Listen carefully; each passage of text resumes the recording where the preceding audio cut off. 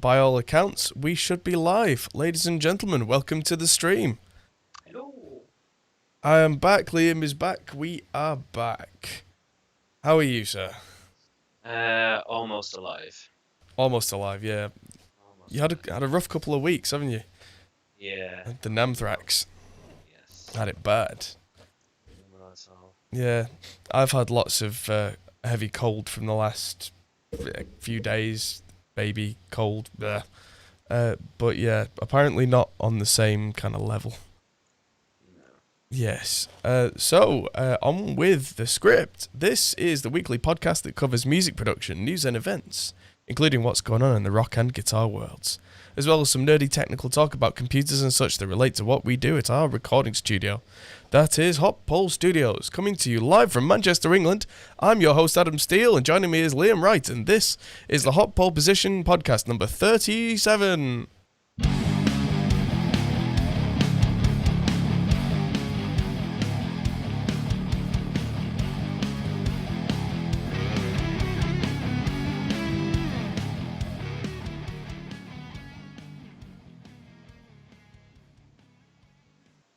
Ooh, apologies if that was loud. I'm not sure if that was loud or if that's just that Liam's a little bit quiet right now. It's fine, my end. Yeah, no, on this end, I mean. Oh. Let's see if I can turn you up a little bit. No, it seems right. Might be getting some doubling. Yeah, no, let's mute the NDI source. There we go. So if I can hear you, they shouldn't hear a weird echo now. Good, good. Yes, so it's been a hell of a couple of weeks. I've not seen you since we got back from NAMM. No, not at all. No, it's yeah. Need to catch up as well. Yeah. So hopefully next week we'll find some time. Yes, and oh yes, the volume is there now, jeez. Yeah, well, you've been very ill, I've been very, very busy. And yes, lots and lots of things are afoot. And a hand, and all the other limbs. It's been a mad couple of weeks. My new editing laptop arrived a couple of days ago. Cool. Yes, and that's what I'm using right now to stream with. It's absolutely outstanding. Awesome. Yeah. Tell you how productive it's been. That I spent most of Tuesday getting all the software installed, and so yesterday. We had another 11 NAMM videos that needed editing. I did them all in 2 hours. Okay. And the course that we're doing with Pro Mix Academy, there were 7 bonus episodes needed editing and a 10-minute video that's to go up on our channel about the top 5 things that I like about Reaper. I got them all done in the hour before the stream. Wow. Yeah, this thing does not hang about. And that's exactly what I need it for. That's insane. It is. So I'm very impressed, and it's really clawing me back some precious time. So, yes, money well spent. Already, and that's not even the half of it. So much to edit, so much to do. Mine's I thought I'd have mine by now, but unfortunately it's kind of been a bit slower than I hoped, so I'm going to get mine next week. But the order's in, the build is on.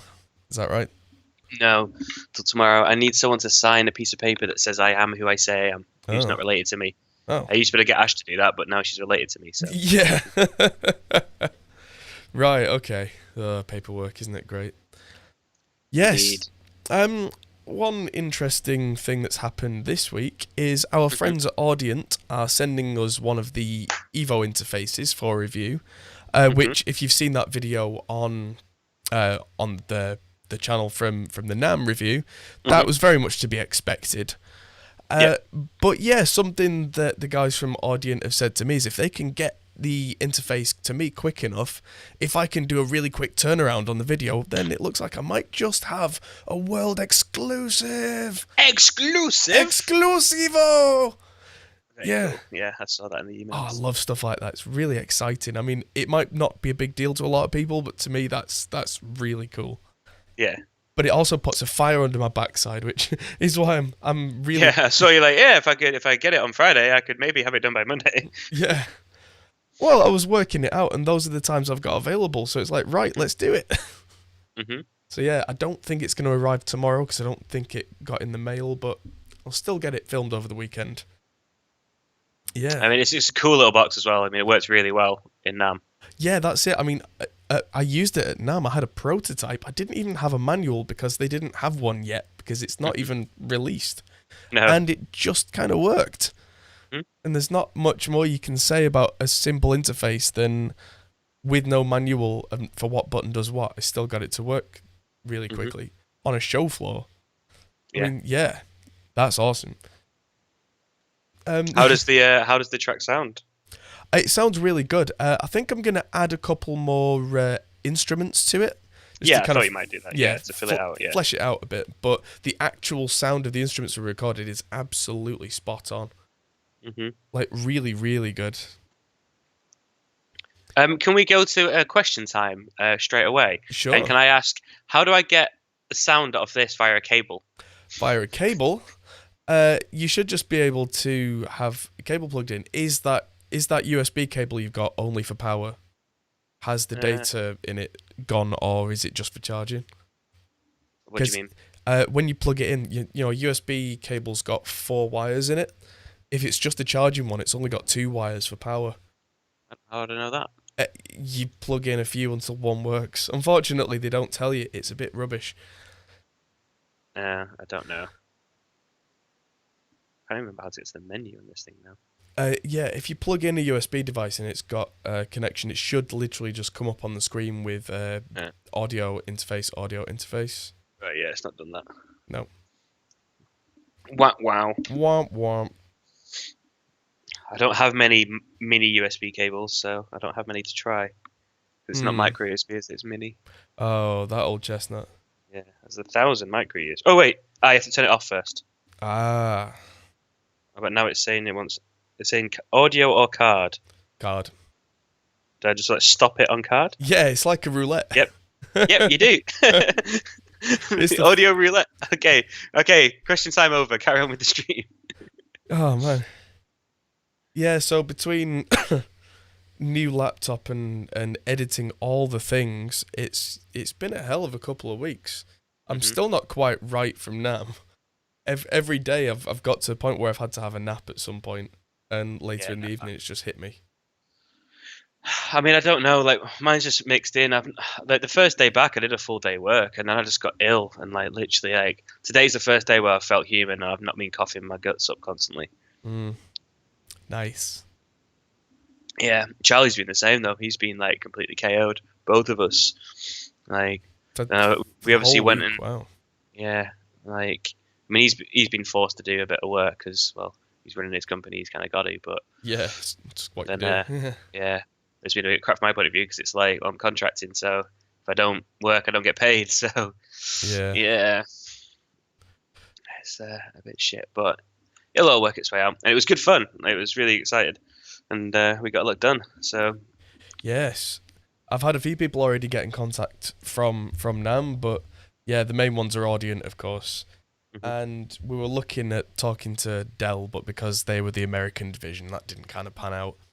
But that's nobody's fault. That's just international boundaries and all that kind of stuff. Well, I mean, if you've seen the last emails from them, it's still like we can still work with them. It's just gonna be a bit of a pain in the ass, really. Like they still want to like chat. Like their senior business advisor wants to chat with us. So if you look, there's email from Monday. Like it'd be worth just having a call. Like, because basically, if we end up doing more stuff in the States with like Warren and stuff, then it might make more sense.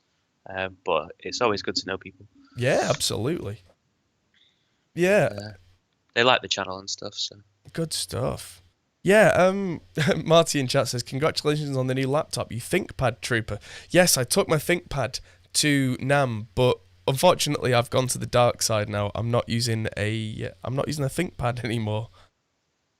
Oh, I've gone really well. I'm using an Asus TUF. Tough. Yeah, tough. Asus TUF. Yeah, it doesn't seem as tough as a ThinkPad. ThinkPads are actually... TUF. Yeah, ThinkPads are actually made out of melted down tanks, I'm sure of it. But yeah, this thing's really powerful. It's a 6-core processor and it's got a 1060 graphics card in it.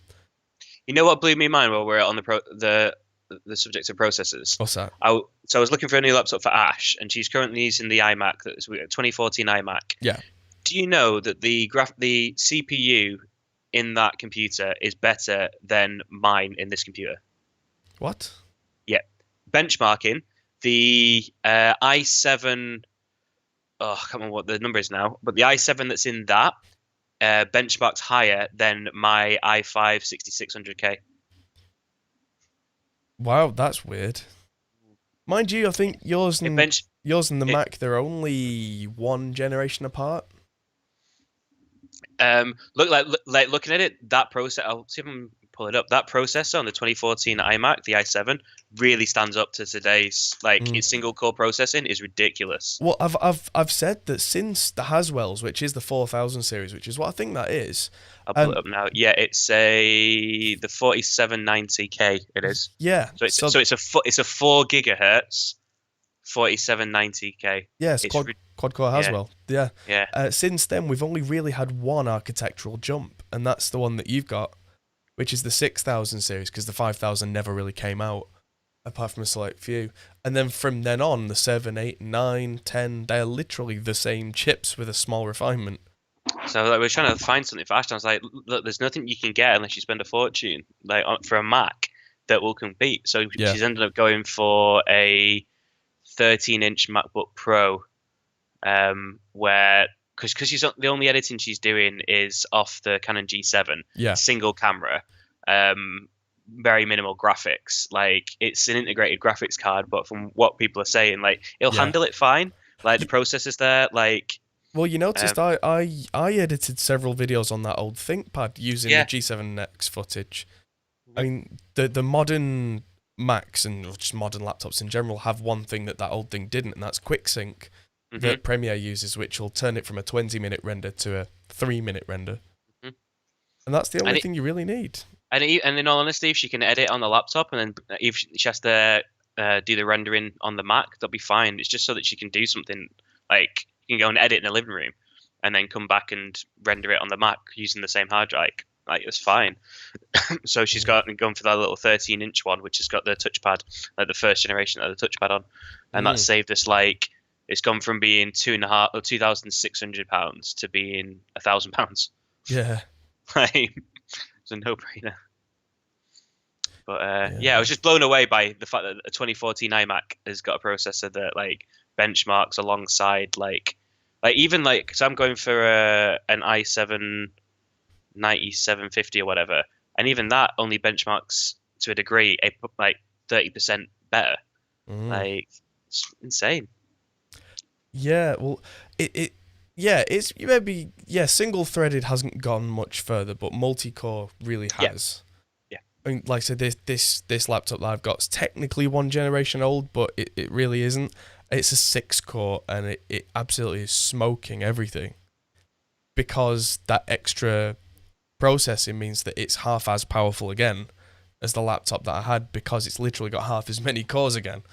Yeah, and that's why I get why if you're looking at a benchmarking site, you've got to take it with a pinch of salt to a degree, because it's what you're going to use it for. Yes. Because the benchmarking is the average of everything. And if you're only using single core stuff, then you don't really need the overall average. You need the single core stats. Yeah. That's it. And the funny thing is, it really does depend what you're doing. In the audio world, I've said this before, if you're doing something like mastering, where you're stacking a load of processing up on one channel, that comes down to single core performance.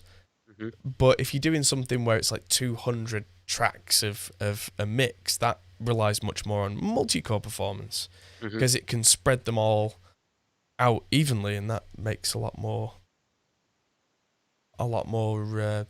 sense in terms of the way that load can be distributed. 1 second, I'm just going to bring up a little bit of hello. I can't actually hear myself in my headphones, and it's driving me a little bit bonkers. Okay. Hello? Well, we go. Oh, there we go. I can hear a bit of myself now. That'll do. There we go. Sweet fold back. It was driving me a little bit mad. I could hear you loud and clear, and it was as if I was talking into a void. Right, so, yes. Let's talk about the news and come back to questions, because there's been many things to talk about. So let's Sure. start with our headline news, which is MIDI 2.0 specs have finally been agreed on by the MIDI Manufacturers Association. I saw a sign at NAMM for MIDI 2.0, but it looked very dry. The stand didn't have much at it apart from a tiny little white sign with black writing that just said MIDI 2.0. Mhm.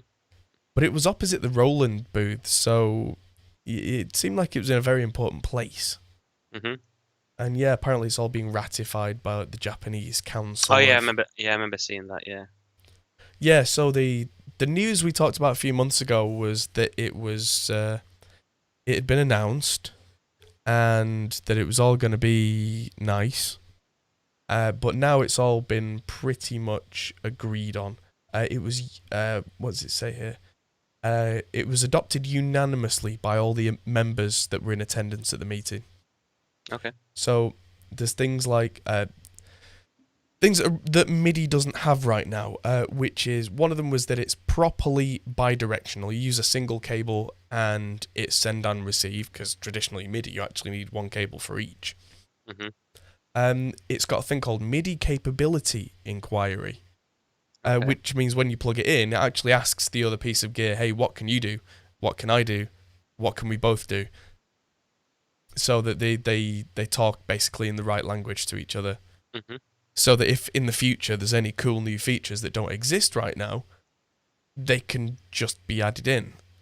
Mhm. And you're not having to rewrite your entire standard. I thought that was very clever. Okay. With MIDI, that wasn't really a thing, because at the time it was literally just a bunch of numbers. Mm. And then afterwards they added this thing called System Exclusive, or SysX, where you could send weird proprietary information, but it was really, really slow. It was just a big bunch of spaghetti code, and it was the complete Wild West. Mhm. Whereas now, let's say Yamaha and Roland want to make a new extra little thing that they can both use. They put it in all their gear, and then MIDI 2.0, you plug a cable in, and the keyboard and the other thing will talk to each other and say, can you do this? Yeah, I can do this. Can you do this? That's what handshake protocols are. That's how it's always worked. I mean, yeah. I just like the idea that they're like, hey, we can do this together. Yeah. Yeah. Yeah. Dude, sweet. Yeah. Yeah. It does things that to a lot of people won't make any sense. Apparently it's 32-bit resolution, which MIDI was originally 7-bit resolution, which means, like, say you've got a volume knob from completely silent to full, you could only have, I think it was 128 ticks, which sounds like loads, but if you're trying to fine tune something, you actually start to hear little steps. And so much later on, they added this thing called 14-bit MIDI, which is not widely supported. And so it's kind of a specialist thing. So this time round, they went, right, you know what? Let's make it so fine a control that you can do literally anything with it. Mhm. Apparently, because of that resolution, they'll be able to recognize human performance gestures. Okay. Yeah, so you'll be able to do some really, really clever stuff with it. And yeah, it'll be you'll be able to use profiles for particular use cases like mixing, performance, but also using this for lighting properly and so on. Because a lot of lighting rigs in live sound use MIDI to communicate between each other, but it's very limited. There's only so much you can do. Whereas being able to do proper dedicated lighting control over a MIDI cable or a MIDI 2 cable Mhm. means that you'd be able to do some very clever stuff from, your front of house lighting desk. Yeah. And send some very complicated signals out to some very clever lights without having to run USB cables everywhere. Okay. Yeah. Sounding pretty cool. Looks very, very interesting to me.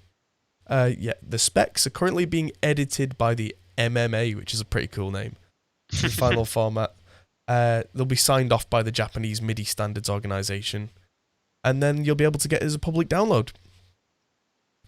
Which, because it's an open standard, it's not going to be special to anybody. That's one of the key things for me that makes this really important. That you'll be able to make anything yourself that's MIDI 2.0. So when the keyboards come out, you'll be able to get going straight away. Very clever. Sounds legit. Yeah. Now, we had a question in the chat very early on from AK, which was, so what's up with Behringer? It's time for Behringer Corner. They weren't at NAM. No, they weren't at NAM. I looked and looked, and they weren't even there. They weren't even there under a pseudonym, hiding as ninjas. No. But yeah, Behringer shared details of their new rack synth, the 2600, which is based on a classic ARP 2600. But they've got rid of the keyboard, they got rid of the speakers, they got rid of the suitcase that it came in, because it actually came in like a physical suitcase. And so that's going to make it really affordable. And Korg actually own ARP, so they're re-releasing their own version at £3,400. And apparently that's a lot of money. And apparently it's sold out. So there must be demand. Yeah. But yeah, Behringer have just come along and said, yeah, we're just going to do it cheaper. And we're going to do it very, very soon. Wow. So yeah, that's their next thing.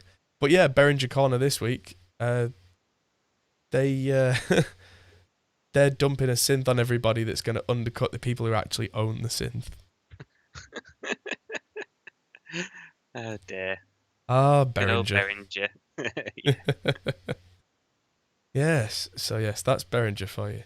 Moving on. Toontrack, people that I like, they make Superior Drummer and Easy Drummer. They've made an expansion pack called Kicks and Snares. I thought this was Kicks and Snares? I thought it was worth talking about, because it's not full drum kits, it is, as the name suggests. Just Kicks and Snares. Yes, indeed.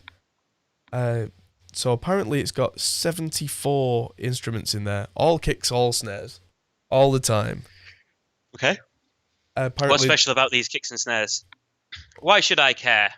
Well, apparently if you're really happy with your drum kit in Superior Drummer or Easy Drummer, apart from the kick or the snare, it's got lots of different ones with alternative tunings and different recording setups. So if there's a particular sound that you're after and nothing's doing it for you, chances are there'll be one in here that works rather nicely. It's done in what they call their Easy Drummer style. It's an Easy X, which means that it's pretty much ready mixed, rather than Superior Drummer, which is more like raw drum samples and then you do your own mixing on top of it. Which means it could be really good to add to songs as like beefing up a real drum kit, because it's already mixed. You just add in a really nice kick or a really nice snare underneath whatever it is you're already doing. And this just gives you those choices ready mixed to just add in and go and don't think too much. Okay. I like the idea of not thinking too much in a mix.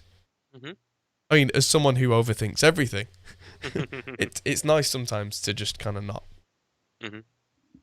Yeah, so that's come out now for £52. Very affordable. 52? Yes. Is that good? Seems good.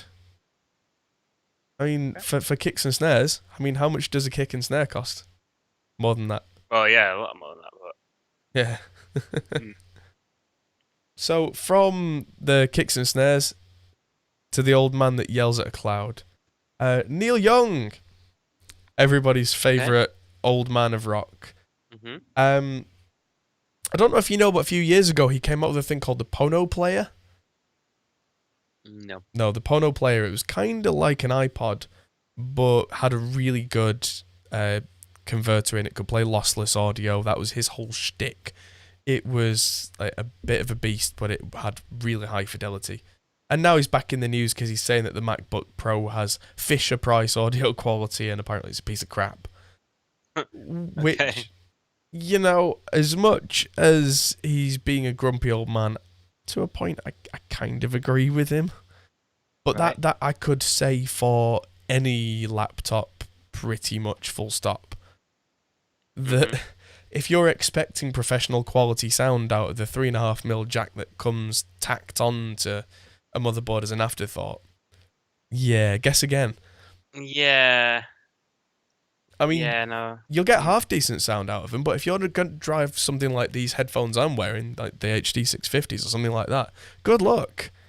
I've currently got these plugged into the Audience Sono, and that's driving them fairly well, but if I was going to try and do that off laptop jack, you'll start to hear motherboard noise. You'll start to struggle with anything because it's not designed for that. Mm-hmm. But yeah, I seem to be one of the few people who's on Neil Young's side on this one. Oh, really? There seems to be a lot of backlash. Yeah. Yeah. So he says like if you have to use an external DAC and do a bunch of stuff to make up for the problems a MacBook Pro has, that's because they're not aimed at quality. They're aimed at consumerism.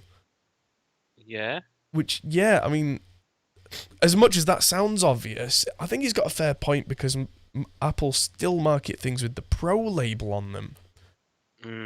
And it's, well, which Pro market is the MacBook aimed at?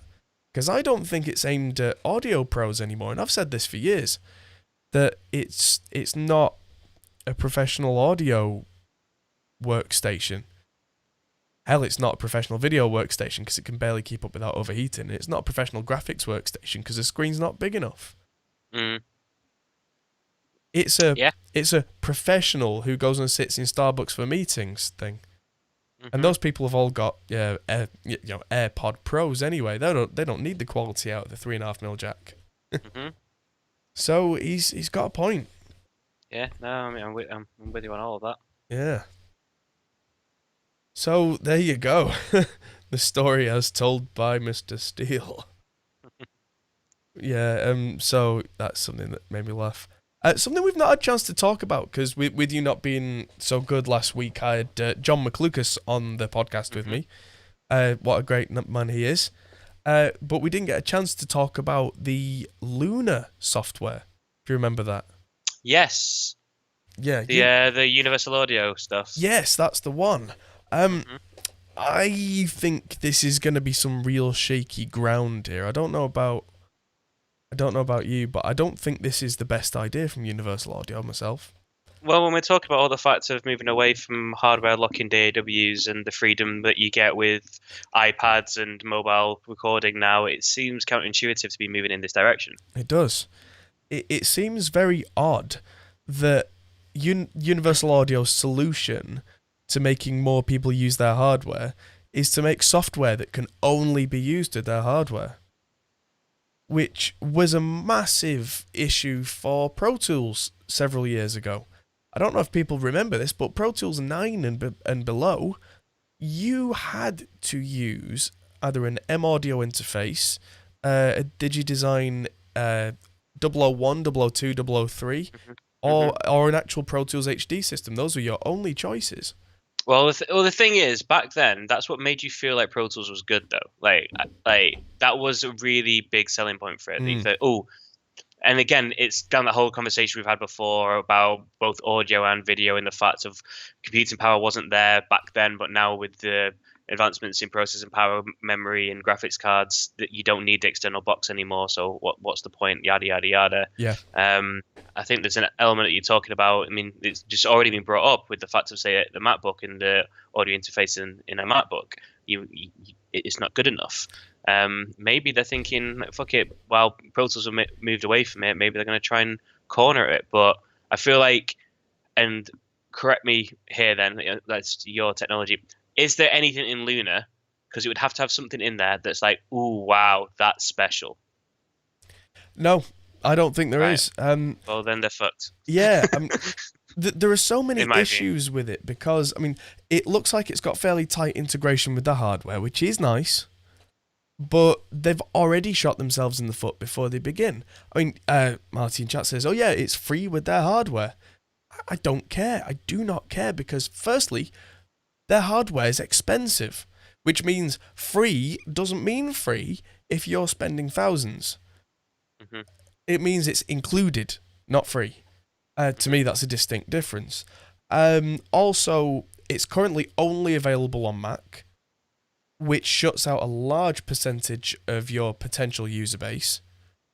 So if I've bought a Universal Audio interface and I'm not using a Mac, I can't use this thing that you've come out with. That's one problem. Next problem is you can't use it without their hardware. Not just that it comes with the hardware, you literally can't use it without it. So what if I'm on the road? What if I'm not literally sat next to my nice £2,000 interface? suddenly I can't work. Mhm. That's a massive deal breaker.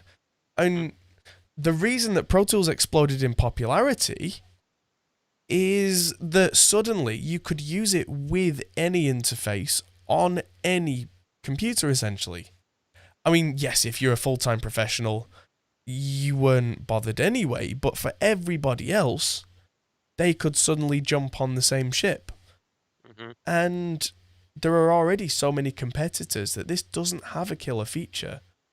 Some of it uses the Universal Audio hardware, which the other DAWs do that anyway, and some of it's native processing, which all the other DAWs do anyway.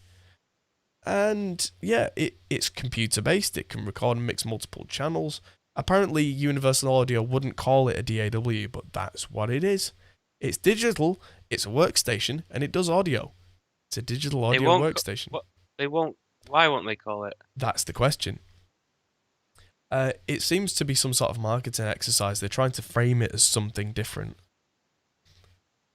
Yeah, it's If it looks like a duck, it walks like a duck, and it quacks like a duck, it's a duck. yep. Or at least it's a very confused goose, which is even worse. Yeah. Oh my god! Did you assume my DAW-ness? Duh. Duh. Yeah, it's I one of think- those things. It's But I mean, but what? So what are they calling it? Sorry, I'm missing this. apparently they just were avoiding calling it that, but they've just not called it anything. They've just called it Luna. They're being very evasive in the marketing, which is weird. But yeah, apparently it comes with a couple of synths. It comes with every channel sounds like a Neve channel, which is nice. But again, I can do that with Slate for $15 a month, Mm. which I already pay anyway. Oh, they're calling it a recording system. Okay, I was going to say we've got to call it something. Yeah, a recording system, yes. A workstation that digitally records audio. Not a digital audio workstation. Okay, so right, so I mean that you say that is there anything that makes it different? I think the fact that it says built-in Neve summing, that's a selling point. Yeah, but it's not a unique selling point. It's not a USP because in any other DAW, I can just slap on a Neve channel strip on every channel. And Yeah, but this isn't for you. This is for the guy with the MacBook. This is for the mid-level guy with a MacBook that's out recording. the middle Like- level guy with the MacBook wants Pro Tools. No, not now they don't, because now they can have Neve console with multi-track integrated tape sound and all integrated Luna Moog instruments using their interface. They don't want all the other plugins. They don't want to go elsewhere. They all want it. They want it simple. They have an iPhone. They want an easy life. They want it all together. And this isn't me like shitting on these type of people at all. This is like they don't want to have to go looking and finding all the different plugins and different processes and watching channels like ours. And they just want that sound, and they want someone to tell them how to do it and how to get it. Mm. I think there is a market for this, There is a market, but but I think they're going to fail. yeah, because the market is already limited. It's not just targeted at like Mac users. It's only for Mac users because they've shut themselves off, and it's not for aimed at people who've already bought the hardware. It's only for people who bought the hardware. That there is no other way to use it. They've already shot themselves in the foot in terms of their user base. And so from there, I mean, if it's going to get so small a percentage that yeah, it probably won't get off the ground in the long term unless they funnel so much money into the marketing side of things that it becomes an albatross and just loses them money left, right, and centre. Mm. But then maybe that's what they'll do is they'll funnel so much money in that eventually the market has to turn because of overexposure. I don't know. Yeah, I mean, you can make it a loss leader. Like, Yeah. there's not. I mean, having Neve channels and like if it sounds that way, if you actually get Neve sounding channels and a tapes sound for free with the hardware, they've just added a whole ton of value to the hardware, like an absolute shit ton of value to the hardware. Yeah, but the hardware already came with Neve plugins and tape sound plugins. I know this. It already came with all this stuff that you could drop in on Pro Tools or whatever. Right. Okay. Well. So they really are just kind of dressing up what they already had. Yeah. Okay. Yeah. I mean, the UAD hardware. I tried, UA. I tried. That's the thing. Nothing new under the sun here. They're just repackaging stuff in the wrong package. Yeah. Well, good luck to them. Oh yeah. So from that to something, a news article that you sent me. I've literally just got myself a nice new laptop with lots of DDR4 in it. Apparently it's going to be out of date by next week. Because DDR5 is on the way. Yes. Yep. So, yeah, this is all to do with not just speed of memory, but to do with how much power it uses, how it works, controllers. There's a lot of complicated design elements in how RAM is made. But DDR5 and even DDR6 have been used on graphics cards now for quite a long time. You've probably noticed looking at graphics card specs, they all say like GDDR5 or GDDR6.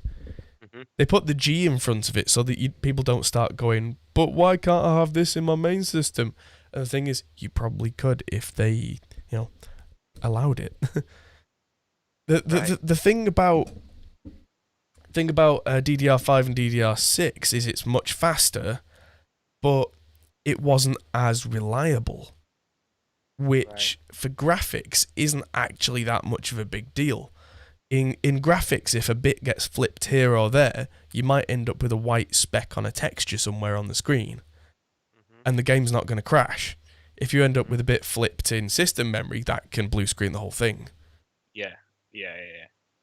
So yeah, that's kind of the basic reason why graphics cards tend to be more and more cutting edge compared to systems. So they kind of have to design system memory to be stable at speed, not just go at speed. Yeah, not just fast. Yeah. Yeah. So that's why we're probably only just seeing this come out now. But there's lots of technical stuff in this article to do with refresh times and arrays and capacitor switching, and it makes my head hurt, but I do find it fascinating. But I have to read it in like small chunks and then come back later and then read little more bits so I don't cry. So yeah, Dr. Nerd said, isn't GDDR a little bit volatile? That's exactly what I was saying, that it's fast, but if something goes wrong, it's not particularly gonna kill anybody, whereas with system RAM, it's fairly critical. It seems like the actual bandwidth available to DDR5 isn't that much bigger than DDR4. DDR4 looks like it was a huge leap up from 3. But yeah, that's interesting how that's changed.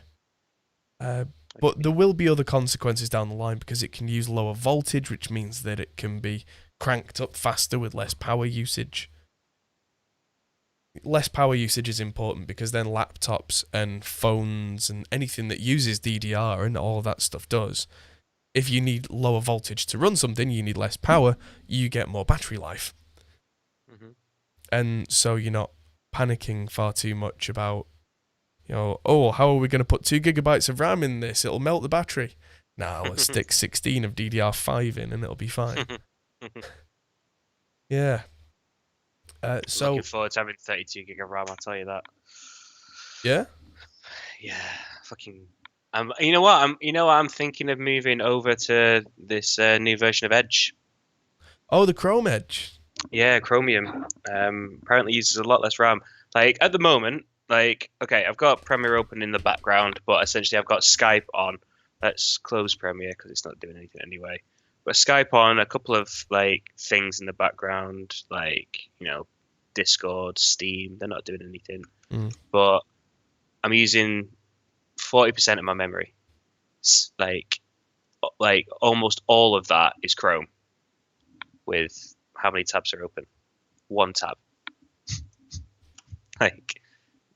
Chrome has 12 processes running at the moment. What the fuck? Yeah, I've got quite a lot of Chromes. I've got 24 processors going in Chrome. Yeah, I mean, yeah, I've got like a lot of Chrome plugins and stuff, but It doesn't I've get much better though. I've just put 32 gig of memory in this laptop, and with what I've got running, I'm using a third of that memory. Jesus. Yeah, it's programs expand to fill memory. They're like expanding foam. Yeah. But then at the same time, I've got 12 gig of stuff cached in memory that isn't being used right now. But if I open any of those programs again, they'll be straight up. Which is when you've got more than 32 gigs of RAM or that kind of thing, it can do that. Mm-hmm. If I start like reopening closed Chrome tabs, it'll probably boom. Yeah, that came up straight away. Yeah, it is pretty nice. I'm surprised you haven't put 32 gig RAM in your desktop because it's not expensive these days. Yeah, I could do. I was looking at I think I've got 4 slots. You definitely will do. Yeah. Can I? So yeah, do I need to put the same RAM in though? If I were you, for the cost that it costs, I would just get yourself a 32 gig kit. Oh, I should probably. Oh, we should have added it to the fucking order. It's too late. No. But yeah, it cost me £110 for a 32 gig kit for this laptop. How will I know that it will definitely fit? Because it'll be DDR4 and they all fit. Okay. Probably looking at DDR4, 2666 megahertz for best price to performance. What do you say? 26. 66. Dual channel kit because you've not got quad channel in there. And either 4x8 or 2x16 kit. And while you're looking at that, to answer Dr. Nerd's question in the chat, with RAM, is the issue that the pro server end stuff is the initial focus for all new tech, but GDDR won't do error correction, so it won't work for servers. So the big boys won't bother to develop it. Yes and no. That is a part of the argument, and it is largely pretty much kind of what I was saying, but from a different angle, that yeah, the research does tend to come from the server side first, but you can get ECC GDDR because you'll find that a lot of the high-end workstation graphics cards have error-correcting RAM. Stuff like Titans and high-end Quadros, especially high-end Quadros from NVIDIA, have error-correcting memory, because when you're like a Hollywood video effects team and you're getting render workstations, you need it to be error correcting, because if you're in the middle of rendering Toy Story 5, you can't really have it crash. So they pay the extra. But yeah, I mean, that does slow development down somewhat. It's fine. I'll leave it. I'm not going to be playing games on this computer anymore anyway. So. What? I'm going to play games on my laptop instead. Oh, have you gone for a 6-core as well? Or have you gone for an 8-core monster?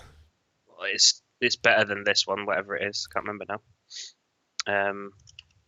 The thing that really fascinated me about this laptop is, on paper it's not great, but in reality it really is. It's what? I've got 90,000 subbers. Look how short my vids. This could be weird. Let's check out. You might want to do it. Oh, it is on YouTube. You're looking at it anyway. Yeah, no, yeah, it's 85 videos.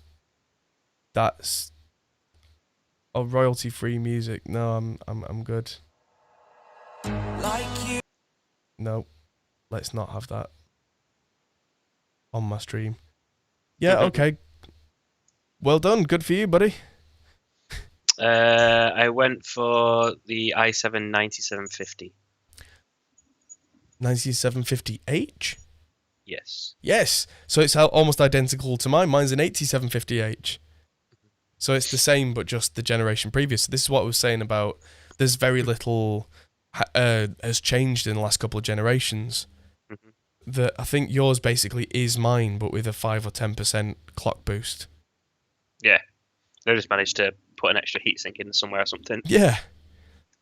But yeah, I mean, I can tell you now, this one runs like poopy off the proverbial shovel. I think you'll be very, very happy. What graphics card did you get? 2070 Max Q. Oh, wow. Yeah, that crap's on mine. I got a 1060. Did I go for that one? Yeah, I did, yeah. Oh, no, wait. Have they just changed it? Oh, wait, I might need to call these guys up first thing tomorrow, because they may have just changed the laptop. Because I've just gone on their website.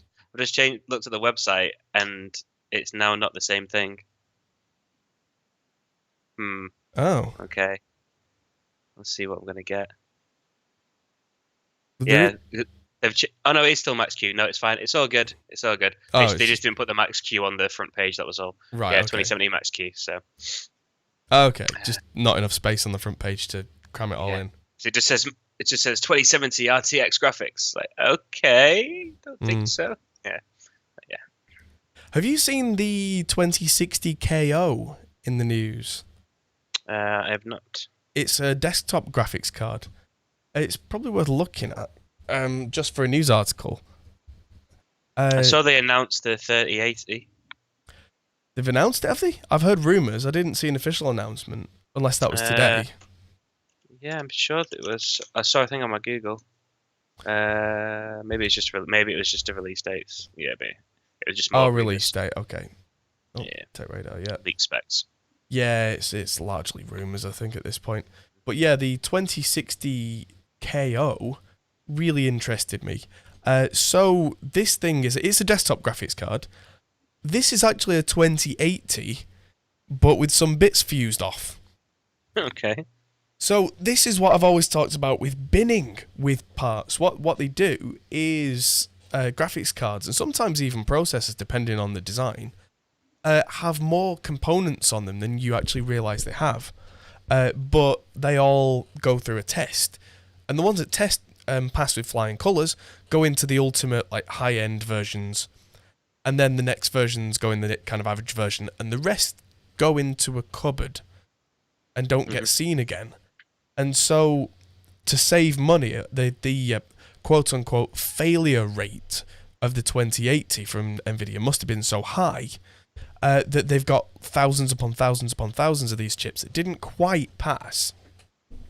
But just because it doesn't pass 100% on everything doesn't mean it's a fail. It just means they couldn't put it in a 2080 and expect it to work. But what they can do is if they can identify which bits are broken, let's say there's 1,000 components on this graphics card and 1 or 2 bits aren't working, they can kind of seal them off and then seal a few more bits off until all that's left is the same number of components that are on a cheaper card like a 2060.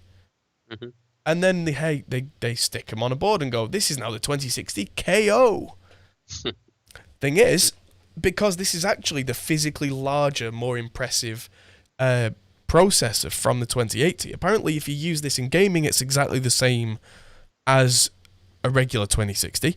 But if you use it for something like Premiere or Blender or high-end rendering, you get up to a 40% increase. That's clever. Over a normal 2060. That's clever. Yeah. And it was the guys from Gamers Nexus worked this one out. They don't think it was done on purpose. They think that NVIDIA have just fused stuff off here and not realised that you get all the performance benefit. And so anyone who's an editor now, if you can get this for less than 300 quid while they're still available, yeah, you'll get almost 2080 level performance in rendering. And not in gaming, but if you're not gaming, who cares? That's cheap for what that is. That's very, very clever. 40% performance boost for no more money. Oh, guess what? I did put into my my leasing order though, because I couldn't resist, because I'm paying it off over 3 years. Go on. I'm getting a Stream Deck. Oh. So you can go brr brr brr brr at the press of a just button. on my own. Yeah, I've not streamed in years, and I don't really actually have any intentions to go back to doing it. I just really wanted a Stream Deck. I'm just gonna set it with macros to open Premiere and stuff. Have all that on one page and have the brr brr noise on another page. Oh yeah, I'm definitely gonna have sound effects. And will there be a way that I'll be able to patch them through to Discord? Do you think? Absolutely, of course you will. Do you reckon? Use voice meter. Oh, sick. Cool. All right. Well, I'm gonna be the the soundboard guy for the stream going on from next week then. Womp womp womp. And you won't even have to remember what key's what, because it'll all be lit up next to you. I know. I know. Yeah. So that was the nerd section of the show. Super nerd section. Yeah. Apparently now, Fishman have released a triple play guitar controller for iPad. I'm guessing you link this because it's iPad, because it's relevant, because... Yeah, that, and I just thought it was also like the old GK88, whatever it was that I've got downstairs somewhere from Roland. That's right. Just reminded me back to the days of just because I was reading it was sort of saying that people like finally created something that actually sounds like a guitar synth. I was like, God, I remember the even back then the Roland thing was cool, but the delay on it was just unbearable. Oh yeah, it was a lot of delay on that thing. It was almost like a second delay, wasn't it? Yeah, I think it was like a VG5 or something like that. VG, the big pedal. That was it, yeah, not G. Yeah. Well, the GK is the pickup. Oh, it is a GK pickup, yeah. Yeah, the pickup's the GK. VG88, I think it is. I can't remember now, but it's a big thing. It's still in the studio. Yeah. It weighs as much as a child, and is just about as slow to react. I mean, if you can deal with just like listening to the guitar sound and you're just trying to do it as a synth, so you use the guitar sound to track, it does work. It's just not how you really want to use it. Yeah. Although this is actually an update version. There's a completely wireless version of this now. This is actually built on the wireless version, but it's got a cable because it goes to an iPad. Oh, you notice I didn't even see the date on it. This came up in my Google News feed for today. Oh. So, like, as far as I was aware, I didn't even notice the date. This is typical check your sources stuff. Like, hello, Rogie. Go on, Google News feed. Right up to date. Sorry, we'll have Dogcam instead. Oh, it's from Summernam, right? Okay, I didn't even clock that. Yeah. Yeah. This will. But yeah, Fishman. Say hello. iPads stuff. Say hello. No, she's not saying hello. Yeah. So okay, sorry about that. Crap news. All news is crap news. Fake news. And last but not least, Studio One, which is another one of the rivals to Pro Tools, has lots of plugins in it that people tend to like. And now they've done the clever thing, which is allowing you to use all of those plugins in your preferred DAW. Another Rewire-esque thing. Kind of, yeah, but like VSTs. So Reason did this, which was something we talked about a while back. Yeah, exactly, yeah. So that you didn't have to use Rewire anymore, because Rewire is awful. Yeah. And Reaper's plugins, the replugs, have been free to use as VSTs for years now. Mm-hmm. And now, yeah, Studio One, they've done the same. So things like their Empire, Channel Strip Collection, Fat Channel XT, if you really like those, but say you have to work in Pro Tools for somebody else's session or something like that, you can now pull in those plugins and use those effects as you like.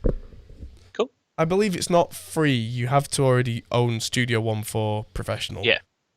Which makes sense. But again, it's just another example of like where UA are going this way, everyone else going, "Hey, let's all work together," and UA like, "No, let's work in our own little bubble with our own hardware." Yeah, it's a strange one, UA, because they're trying to like build a cult. Essentially, they're trying to build a closed-off thing where they're like, "We're the best. You should come and be with us because we're the best." Interestingly, though, just thinking, now you said that, interesting thing out loud. That is what people like First Direct do. With Direct Line, even I'm thinking, yeah, Direct Line.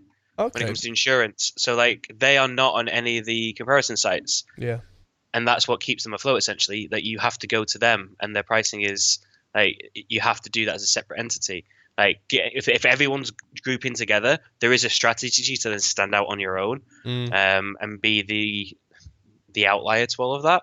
I don't really understand a lot of the psychology and business process behind it, but there are examples in the business world of this sort of thing working. So maybe that's what they've decided. They've thought, you know what, everyone's grouping together. Let's do the opposite. Let's stand on our own and say, hey, we're special, we're unique, we're a bright, shiny snowflake. It's what Apple did in the early 2000s, late 90s, and it very much worked for them. Just watch this space, really. I think what you said about the marketing and like it's got to stand up for itself, and there's got to be an exclusivity over it. They've got to they've essentially got to turn themselves into the Pro Tools of 15 years ago. Yeah. And can they do it? Well, that's the thing, because nobody's worried anymore about things like, computer performance. Like, my computer can't run enough plugins, therefore I'm going to have to use Pro Tools HD or UAD, or that's generally not an issue anymore. And if it is an issue, then the amount of money you would spend on getting a computer that can do that is within the reach of most people, and is actually probably about the same or less than the amount of money you would spend on a UA interface. Let's be honest. So, it's not as if they have that niche that they would have had. I mean, arguably, this is amazing, but 10 years late with the Luna thing. But what about, we're going back onto all ground here, but just thinking, so MacBook Air and a Luna, is that a setup? I mean, technically, but then you're squinting at the screen because it's small. I mean, yeah, you'd still have... I mean, the fact that you have a MacBook Air is negated still by the fact that you have to be connected to UA hardware. Then why not just get a MacBook Pro for the price and use Pro Tools? Yeah. Or even Logic, or whatever. Yeah.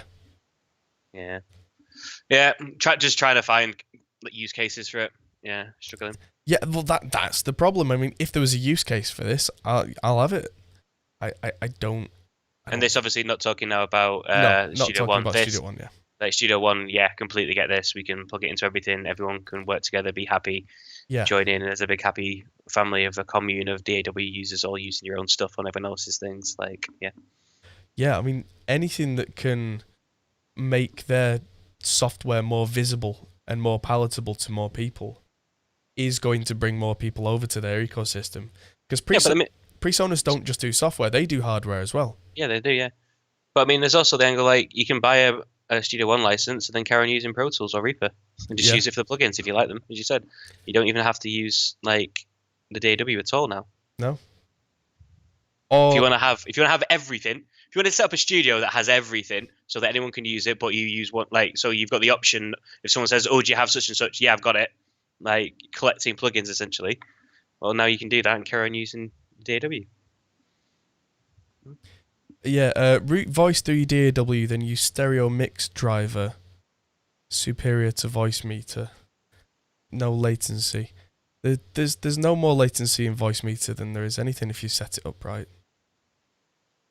I mean, that's the other thing with the Luna system, is that they're saying there's almost no latency on monitoring with all their plugins. There's almost no latency with any other system now if you have it set up right, if you know what you're doing. Like, I have almost no latency using the Sono, and I have practically zero latency when I'm in the studio using the RME hardware with all the Audient and Arturia stuff running off that. Anyway, that is probably the end of the news. Let's see if we've got any questions that are not related to all that kind of stuff, because we've got quite a lot. Oh, yes. There's one that I don't quite have an answer to, but maybe someone could help in chat, which was from Lou, saying, I'm a bass player that can't play guitar to save my life. What's a good free VST electric guitar instrument? Musicians on a tight budget don't feel like working with guitar players at the moment. If you want free and good sounding, well, good luck. I've seen a few that are really quite decent and not particularly expensive. Christian would be really good. He's used some of these before. But actually work? Like the guitars? Yeah, they actually sound like a guitar that's not gone through an amp. It sounds awful. It sounds like a DI'd guitar, but then you use an amp sim afterwards of your choice. And suddenly they sound quite decent. Yeah. Like you can put them through, give them drive afterwards and processing them, Yeah. And I mean, it's not quite the same, but it's nearly the same. Another question that's come in. At NAMM, did you get a look at the new neural quad cortex? I did not.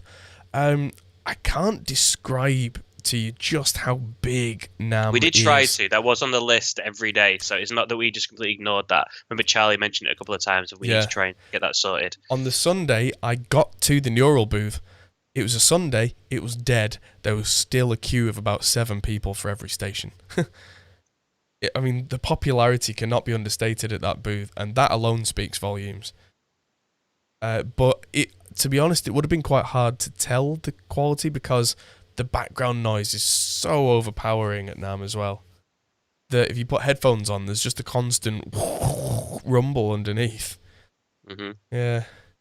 It's like there was one booth we went to where these guys had a really nice DI, and they had this really nice set of headphones and this challenge where they had, I think it was 8 or 10 different performances through different DI boxes from the same guy, and it was, hey, try and tell which one's ours.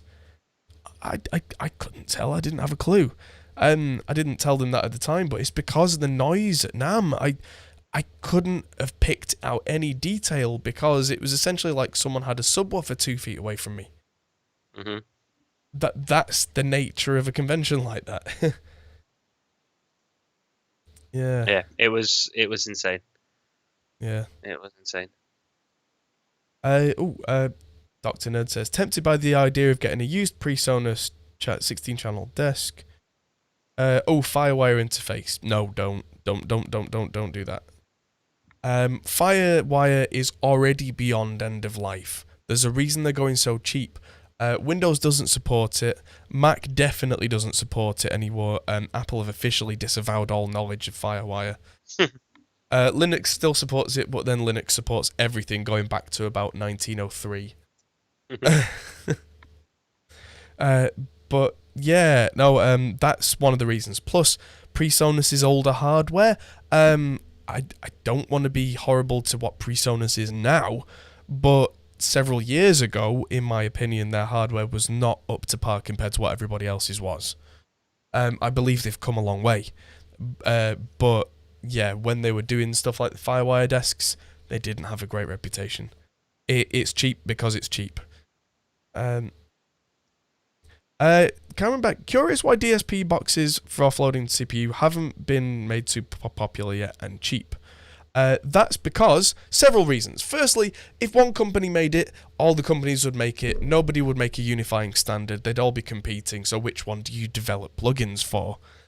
Number 2, how do you make it cheap? You make lots of them. If you're not going to sell lots of them, you can't make it cheap. Number 3, processors in computers are getting more and more powerful. Why do you need something to offload? Number 4, why am I spending extra money when I've just spent money on this computer and I've got all these native plugins that have already been designed? Why would then the developers go and make new versions and spend all the time bug testing for this thing that's not sold in high numbers, that isn't selling very cheap? It's a spiral. Mm-hmm. Yeah. There should not be a demand for that because that time has been and gone.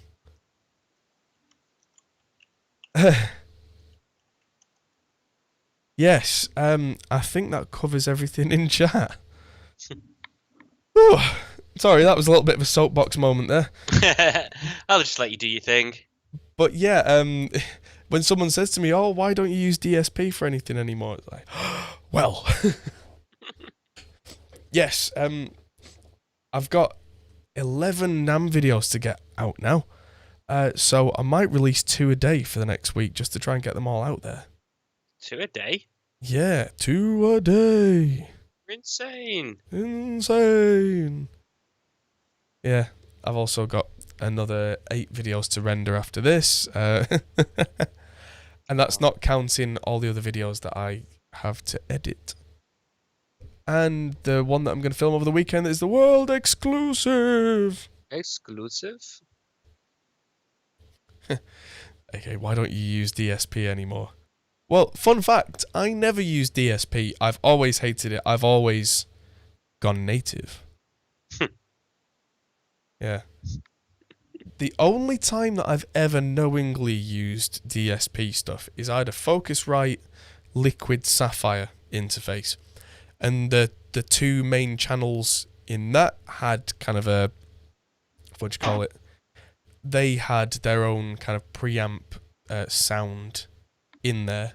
But that wasn't offloading DSP. That was just kind of in line. So once that was tracked, that was baked in. Mm-hmm. Yeah, so that's the only time I've ever actually done that. Did we see the synth guitar box by Boss, the SW? Didn't get chance. The Boss booth was constantly full of people. We didn't do a lot of guitar stuff, really, actually, in all honesty. No, we did end up focusing more on pro audio. So, like, Yeah. microphones, headphones, monitors. Mm-hmm. Yeah. There was one company that we talked to that I really want to talk to again, who were doing the ones that we talked about on the show several weeks back, where they were doing remote vintage hardware. Mm-hmm. Yeah. Yeah. Oh, yeah, definitely. Because we have vintage hardware. Yeah. Yeah, we'll see how that goes when we get in touch. We need to catch up and figure all that stuff out. Yes, we do. And so we will. Yes. Right. In the meantime, if that's all the questions, then that is the end of this week's podcast. Yes. So thank you everybody for tuning in. It's been absolutely fantastic. And hopefully over the next couple of weeks, we're going to get some very interesting guests on the podcast. But since nothing's confirmed, I'm not going to go and say any names yet. But we will be plastering names all over the internet as soon as we know. Mm-hmm.